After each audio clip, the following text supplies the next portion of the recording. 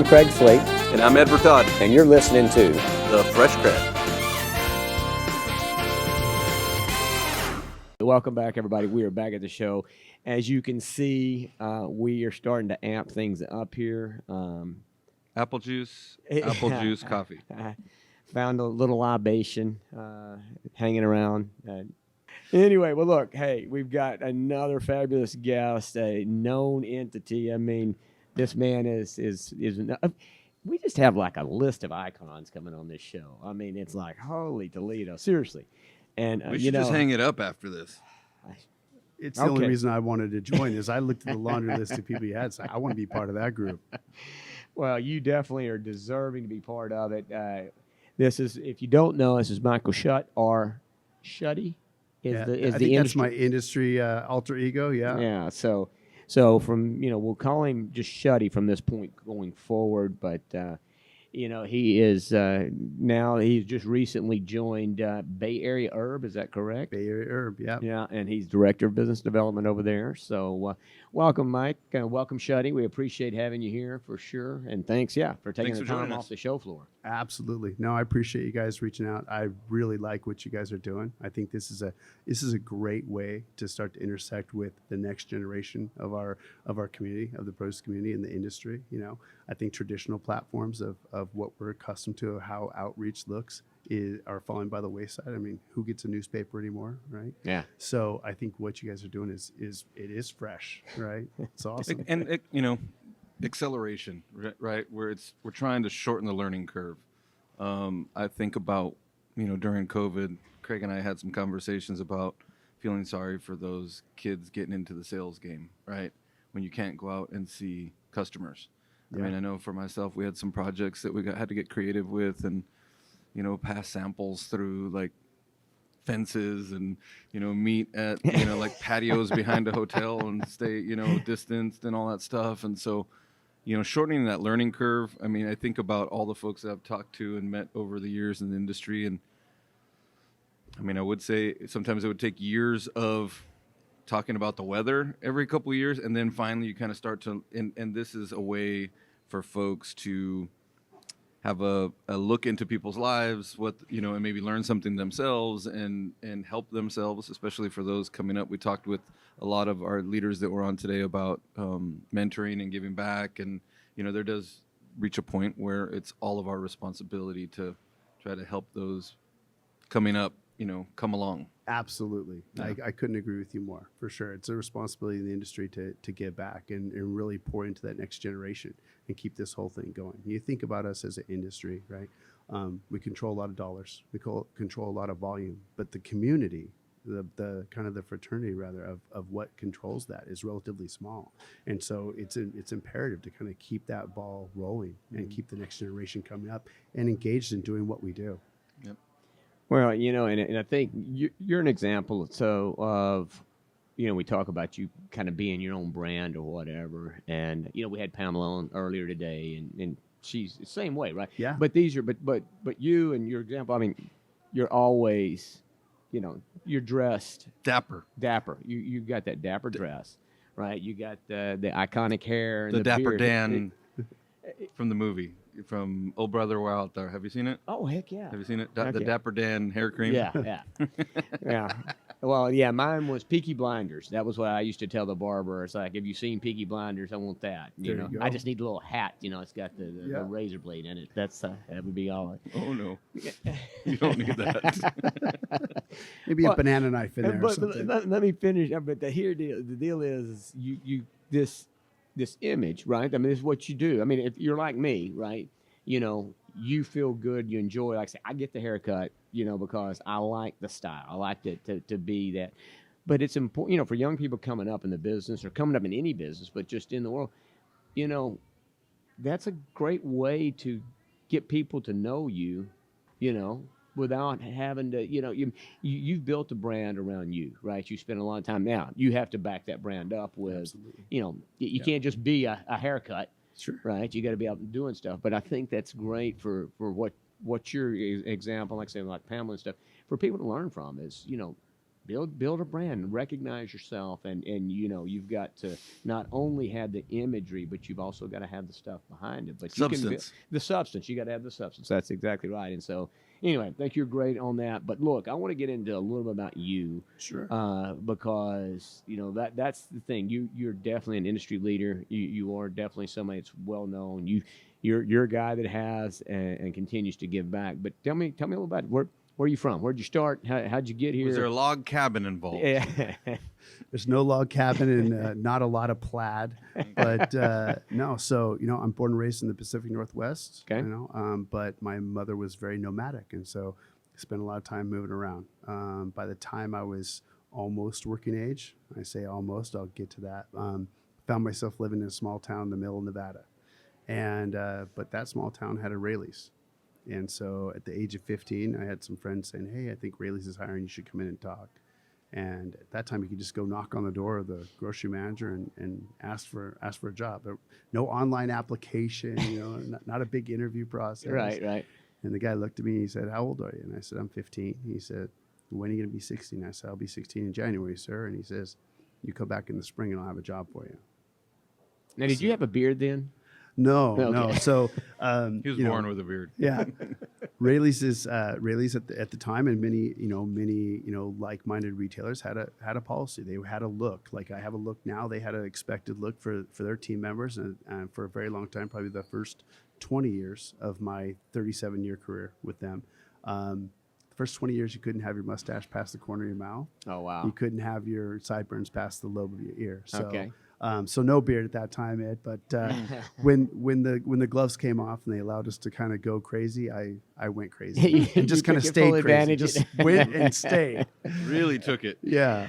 So that's kind of 16-year-old me gets a job at Raley's, and a couple months later, I get an opportunity to work in the produce department. Small town, so everybody, the people you work with are probably the people you bowl with, the people you go to church with, right? So the produce manager was girl I went to high school's dad, so kind of familiar, and heard there was an opportunity in produce, and I went over and he said, "Come in and talk to me." And so I went in and we talked, and he said, "Okay, well, I got this other kid," and I went to high school with him. He goes, I'll work you guys as close as I can throughout the summer, same shifts. The reality is that, come September, I'm going to have one job. Never looked back. Wow. I worked every overtime, stayed, came in on days off, whatever. And, I got to climb every single mountain with the company that I absolutely bled for and adore. Great company, phenomenal collection of individuals that really allowed me to, grow within the industry. They allowed me to expand this platform. Somebody tapped me on the shoulder in probably around 2005, start doing radio for Raley's. Did some commercials. No kidding. Yeah, did some commercials. I did some live news, going on the news and stuff. And that really just kind of changed. It's like public relations stuff? It was kind of being the face, kind of, I think of myself now, and I probably didn't have I probably couldn't articulate it then, that I'm now consider myself a produce evangelist. I'm all about, driving this thing forward, one-man band kind of thing. At the time, I didn't really see it in that big of a picture, but I was kind of starting to lay the breadcrumbs for what this became. Somebody, when somebody taps you on the shoulder and I always challenge people that, find someone that is going to help you get comfortable with being uncomfortable. And somebody did that for me. And I didn't realize how good of a gift it was at the time, but it's paid me dividend after dividend after dividend, whether it's getting in front of a large group at the FPFC and speaking now as their chair, or doing those radio spots. I used to put two radio spots in the can every month for about 14, 16 months. I would pick the growers, I'd write the scripts, and then I'd go in the booth and I'd put these things on, and they would play. So let me stop you for a second. Did you listen to the show earlier today? No, I mean, how serendipitous is that? Man, you and these $5 words today, man. Hubris, serendipitous. I mean, serendipitous is a good word. For that's an a good East word. Texas guy. Well, so Laura Himes, and the reason I stopped you there is literally what you talked about. Find somebody that helps you get comfortable with the uncomfortable. And that is exactly, we talked about, she mentioned, and I subscribe to it, you need to get uncomfortable. If you're not uncomfortable, you're probably not growing. Once you get comfortable, you need to be changing some things up, right? And not to digress, I want to go back to your story and Yeah. everything there, but similar to what me and you were talking about before the show with the new company with, it sounds like that group understands that we don't want to be comfortable. We need somebody to come in, fresh perspective. So we can get some of that later, but Yeah. love that line. Find somebody that, to help you get uncomfortable. And there's something else to do. What we need to do this one time, I want to do this with you, is there's a deal that you do. I don't know if you've seen this, but you just go and stand in line at a Starbucks and then just randomly lay down on the floor. And you got to lay on the floor at Starbucks. Just no, you don't say anything. Just lay down. You got to lay on the floor for like 20 seconds. That's been. I want to. Me and you're going to do that. I'm not doing that. All right, I'll take it back. But that's a line we're going to put down. That's a quote. Find somebody to help you get comfortable with the uncomfortable. All right, I Yeah. apologize, but I had to stop because it's good. it was serendipitous. Yeah, no, this is a good organic flow, so I really like it. And I can get a little bit wordy, so we got to move on to another topic. But so after I came out of the womb, no, so I really got to work through all levels of, and I really love the buy, right? I got to kind of be that connection with the grow as a category manager for Rayleigh's, and that was really my biggest passion. And so I got to go out and get my it validated what we did, and I got to get my shoes dirty. Yeah. And as much as nice as these are today, I like to put them on soil. So the farming piece was really great. And then, working side by side with my friend, my mentor, and the only person on the planet that I've ever got to perform his wedding was, Greg Corrigan. We worked together for about 20 years. And, I got to see a lot. I had a passenger seat to see a lot of what he did and some of the modeling. He was a little bit of my spirit animal for, put yourself out there in the industry, not just for yourself, for the industry. Right. And so that led to my service with FPFC and things like that. So when he made a departure to go off and live his best life with Lisa, I had finally kind of ascended to the top of a mountain that I never set out to climb. I never had my eyes on running, the entire post department. I was hoping to be a buyer at some point and, be able to make that getting my shoes dirty a regular gig. So, Well, at the risk of sounding mushy, but when you lead with your heart, you can't go wrong. And we've talked about this passion project of ours, and I feel like we've approached it from a space of servitude. Like it's a passion project, right? yeah. You really can't go wrong when your heart's in the right place and you're doing things for the right reason. And maybe not everybody sees it all at the same time, but if you're doing it for the right reason, it comes through. Try and make sure that there's things you talk about. You have to back up the brand, right? Well, there's things come with that, but you should have learned most of those things in kindergarten, right? You stay true to your word. You treat people how you want to be treated. You shake people's hand. You look them in the eye, and I think all those little things they have value, and they back up who you are. It's a character and integrity thing every single day, and I think those things and those behaviors that I emulated as a director and as a category manager, they've afforded me the opportunity on the other side to be really well received. And I think that, the things I'm going to be able to do now for, my friend, the owner of Bay Area Herbs, Steve Hurwitz, who is, all herb guy, all legal herb guy. I should preface that, all legal. I think I'm going to be able to do some really great things for him because of how I carried myself within the industry. Can you elaborate on what all herbs that y'all supply? And Yeah, I know we've jumped around a little bit. No, I mean, we can go back to. We can go all over the place. So, just kind of from its crux. I mean, Bay Area herb specialty and organic. At our base, we're an herb company. We're a really good herb company. Mm-hmm. So, we do everything. We're pretty vertically integrated in the sense that we don't have our money actually in the grow, but we help support our growing community for sure. Mm-hmm. But we have a full retail program. We do all food service. We have a robust, meal kit program. So, Steve's been doing herbs now for probably the better part of 35 years. He came over from the Herb Time crew. He's part of that original group. And then he started this company 25 years ago. So, if you do business with us, you know us and you appreciate us. But if you don't, you might not know. Herbs are one of those things where they're super important for about 6 weeks of the year.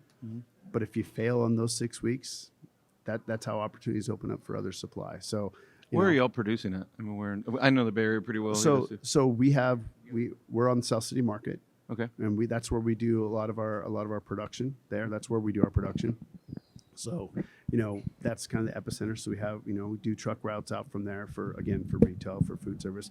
On a good day, you can hit SFO with a rock. So that gives us the opportunity to, for fly and stuff like that. So yeah, it's a really robust thing. And I think the thing that was unique about Steve and the team there, while I was looking for what my next chapter, and I really had my pen on being the author of this, what my next chapter was going to look like, it was the autonomy to be creative, right? This business has, stood the test of time. It was a great business before I got there. It'll be a great business if I ever leave there.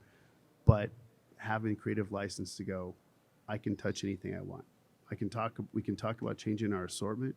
We can talk about changing our supply portfolio. We can attack different markets. We can talk to different customers. We can change the flow of our warehouse. These are all the touch points. He said, there's nothing off limits for you. I'm not asking you to just go knock on retail doors. I'm asking you to look at our business with a completely different lens, but it's not broken. And that was pretty exciting. It was much more exciting than coming in and doing, program business for a really big supplier that we would all know. That's getting uncomfortable again. Right? Absolutely. I mean, I'm not saying I don't know if, things that Rayleigh's, became comfortable, but you've been doing it so long, and I know how that feels. At some point, you want to spice it up and do something and get to a space that, like I say, it's brand new, and you got to keep getting uncomfortable. Absolutely. And moving over to the supply side, 11 days, right? 11 days in. I didn't know if nearly 4 decades of retail experience would really parlay into something, and translate to value. Yeah. Would I be able to? Would I be of value to Steve and the team on this side? And I think, well, one thing, I go about 100 miles an hour, so that was, I think that was going to be something to prepare him for. But there was no swim lane I wanted to stay in. I wanted to cross all the ropes. I want to be everywhere in the pool, figure everything out. What can we attack? And so just having the freedom to do that and not be, pigeonholed or handcuffed. It was really carte blanche, and that was outstanding. So I get to mess up a lot of stuff. Yeah, that sounds great. That sounds awesome. Yeah. Maybe I could come on as your assistant. That There sounds you good go. for me. I like that. You like San Francisco, right? I do. I love San Francisco. Love the Bay He Area. just doesn't swim, so What's that? you don't swim, so or do you? I You know how to swim? I know how to Okay. swim. I'm quite the swimmer. Okay. I don't know that I want to swim in the bay though. It's a little chilly. One other footnote about swimming. So not only is Steve a really great person, we've been friends for about 2 decades. Once a week, he also swims from the shore to Alcatraz, No way. Oh my! and he's God. done it probably 112 times. So You gotta be kidding me. No, he's got to go and listen to our episode with Martin Strell. okay, Our Martin- most watched episode to date. really. Surprisingly enough, I was a doubter, and when he brought this opportunity to us, super interesting guy. Swam the Amazon River. He was a competitive You heard what he said? Swam long the distance Amazon. swimmer. Yeah, I think if you swim the Amazon River, it has to be competitive. You're competing against alligators. but it's a whole thing. Yeah. Like competitive long distance swimming Okay. was what he did, and he opened our eyes to a whole other world. It was pretty interesting. He's now his project now because he's all about saving the ocean or helping to save the ocean. He's from Slovenia and lives up in Phoenix. Maybe I'll get him to come out to the golf tournament because this that'd be guy is a great. character. I mean, he is something else. But anyway, he's working on a project to swim around the world. That's his deal. I mean, this guy swam China to the Middle East. Okay, so most of the major waterways that are out there, he has swam those. It's insane. Where's he swimming today? Can we So pick he him up li- on ESPN? Where's he at? So there's a CNN special on this guy. This guy he drives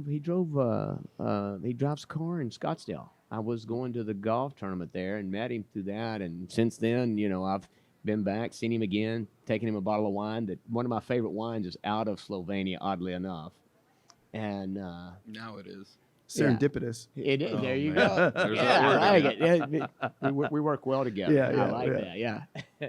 This may be the third leg. This may Yeah. be coming in, right? Okay. But yeah. But yeah, having watched Martin Strel, it's a great episode. We'll but, send you the link. Yeah, for sure, we'll get that. So yeah, so swims to Alcatraz. Yeah. See, I thought that was the big deal about the guys that actually broke out. That's not doable. Apparently it is. Maybe it's this. Maybe the swimming out is the key, and not swimming back. I don't know. So who picks him up out at Alcatraz? Well, they have a Zodiac guy that's with them as well, because they have to watch boat Yeah, traffic, you a lot have of to boat have- traffic in and out. And He's that's not what- ju- he's and not that's just what jumping Martin's in. doing. So Martin's working on fundraising for the support crew, where they want to swim around the world, but you're talking about having to have like a ship, and then Zodiacs and support, personnel and stuff, and then switching off among swimmers. It's a whole thing. Like it's Well, and if you watched any of those, Escape from Alcatraz things, you don't swim like this to Alcatraz, right? It's yeah. it's not a straight route with those currents. So Are there no like sharks or anything? I don't know that they come in the bay. He just has to swim faster. I guess so. Yeah. He's I got to don't get know. comfortable with being uncomfortable. Yeah, that's some serious uncomfortable there, buddy. I'm telling. Is he wetsuited? Nope. Wow. I mean, I have flashes of Seinfeld, the episode when Kramer's swimming out in, Right. I guess that's Manhattan, right? That's your second reference to Seinfeld. I love Seinfeld. Yeah. I still watch it. But now you see how it's easy to work for a guy that does stuff like this. Well, right? yeah. Yeah. So yeah, I can get and talk about now. That's a guy, right? So he's breaking stuff all the time, isn't he? He's always freaking trying to change it up. He just, like I say, he is comfortable with not being comfortable. Yeah, no, he's a great individual, and I'm happy and lucky to to be added to this team, for him to take a shot and see if this brand can add to his brand. So Now, how'd you get to know him? He was a supplier. Okay. He was a supplier, and so we spent some time. He's a fellow Giants fan, so we have that in common, and just had a lot of really good talks. Really good conversationalists, and so I had a lot of good talks. And it's one of those things where game kind of recognizes game, and I really enjoyed our conversations, and we just built a rapport and a friendship. And when he called, he was like, "What are you doing now?" And I said, "I'm looking for the right fit. And it's got to be culture and fit are top of the list. There's those are not negotiable terms for me. I have to meld into a team, and somebody has to be willing to take this on, right? Because I can't change. My DNA is hard coded now. Yeah. All the energy, all the caffeine, all of it. You're going to get it, and I can't kind of live in that. I can't conform really well to that box. And so he was like, "I want you to come in and be you. I know who I'm getting." And Yeah. he said that line to me. I know who I'm getting. So That's awesome. That's awesome Yeah. to bring in. So you talked a little bit about something. I want to spend a little time on this, or your thoughts. So you talked about being an advocate for the industry. Okay, and so both Ed and I, and that's some of our early episodes. We spend a lot of time talking about particularly healthy eating and the difference this stuff can make, far greater than just losing weight, right? I mean, Ed's journey and Ed's story. If you go back, I mean, his changing the way he eat, what he was eating, how often, that changed a lot for him in a lot of ways. And I mean, he can certainly speak to it. He's right here. But I guess my curiosity or my question to you is, one, what kind of things maybe are you doing? What have you done? What kind of lifestyle changes? But then ultimately, how do we start to get, because we still have a U.S. consumer that doesn't eat enough fresh produce, flat out. We're still not doing enough to actually grow that consumption. I mean, I've been in this business a long time, and I bet you it hasn't grown. And you can generalize it to just real food, if you will, whole foods. Sure. Yeah. I just got back from Spain, and it's my first trip to Europe, never been, 50 years old, and I'm still in shock how wholesome their food was. Whole foods, real food. I get back, and it's all processed. I mean, everywhere I went, I should say, in airport clubs and, hotel, lounges and stuff like that. It's disappointing. Yeah. No, I thought, or I was hopeful that, you know, kind of one of the byproducts that we all experienced from the pandemic was that everybody on the block was now, you know, a white table chef, right? Everybody was cooking again. As a retailer and really as an industry, that's what we wanted. We want people to get intimate with their food events again, and everybody did that during the pandemic. And I thought, you know, and when I was on the retail side, I wasn't competing with the Albertsons Safeway guys or the Pavilion guys or those guys as much. We were all collectively competing against how do we feed a family of four for $12 or whatever Chili's or Applebee's or they were advertising. That was the tilt. We were raging against that. And so the pandemic really gave us some of that back, right? It gave cooking was cool again. Going to the grocery store if you could go was cool again. But it seems that, you know, when things open back up, you know, behaviors came back in place. So, you know, we have we're up against a little bit of things I think that still support the eating at home, economics of it, right? Yeah. I'm a cook. I'm the one that cooks in my household. Every day I have leftovers for lunch. That's kind of my mainstay. But people behave differently, and I think even generationally now, you know, you see these things and people equate experiences to, you know, to a status. You look at generationally like how it is now, and you know, I was talking to a guy and he was telling me, man, when I was coming up, like I would float the daycare check. I would float that check, but I would not miss Taco Tuesday. And I said, well, why would you do that? He's like, because I felt like if I couldn't afford to go out on Tuesday for tacos, even at my entry-level job in the industry, that was really a failure. And I think that there's some connectivity to that people identify with those experiences. If I can't have those food events, it really says a bigger thing. So I'm thinking the economics should support everybody eating at home right now. Right. But generationally, they think a little different, they behave a little different, and so, you know, it's how do we reach them as an industry a little different. You know, we talked about education piece or whatever. This is different. We're reaching them differently this way, and so right. how do we kind of tap into doing that? You asked me about, the first question was about how I changed the health thing. I don't think I've changed much, but I think I'm always doing, you know, more kind of meal balance cooking, and it's also knowing where my next meal is coming from, right? I know that tomorrow I'm not going to eat McDonald's because I know tomorrow what I'm going to eat is whatever I cook for dinner tonight. And so it's kind of making sure I understand like kind of where my caloric intake is coming from, and that's most of the time going to be good whole food. Right. Right. I mean, so for me, it was consciousness, right? I'm not always doing my best, but the awakening, if you will, based on, you know, some health issues and stuff, is that'll never go away. Like that consciousness and even a conscience to a certain degree as it relates to what I'm eating, that will stay with me forever. And that's the biggest gift I've gotten probably in my life. So I think the consciousness, depending on how, you know, irregardless, I should say, of how we're performing to our standards, I think if you can keep that intact, I mean, that's a tool you'll use for the rest of your life. So. Well, that's all great stuff. But as you guys know, all great things must unfortunately come to an end. Well, that was fast. I don't know how we burned through that time that fast. That was great. I'm telling you this. Yeah, these interviews and for sure, there's a lot more for us to do and unpack with you. And I don't know, we're working on a tour, a podcast tour. So we're putting together. Spain's involved. We're going to. We don't have to swim, do we? We don't. Okay. We don't. There's Right. some pretty cool places in the Bay Area that that maybe could be, I don't know, Carmel. I'm Monterey, pitching you here. know? I'm Okay. pitching the Okay. sale. All right. Sorry. You know, we got Limoneira's already in. So Okay. so Carter's already got us set up to do something from A remote in Santa Paula. So we're going to do that. So maybe, you know, something we could do something up there in the Bay Area. Just let us know. We'd love to come back and do another one of these right, you know, live from your place there. Absolutely. Or maybe we could watch your owner swim the Alcatraz. Holy cow. We'll do the remote from the Zodiac. How about that? There we go. I think that's even GoPro. better. Now we're Mason, talking. you're gonna have to start buying some GoPros.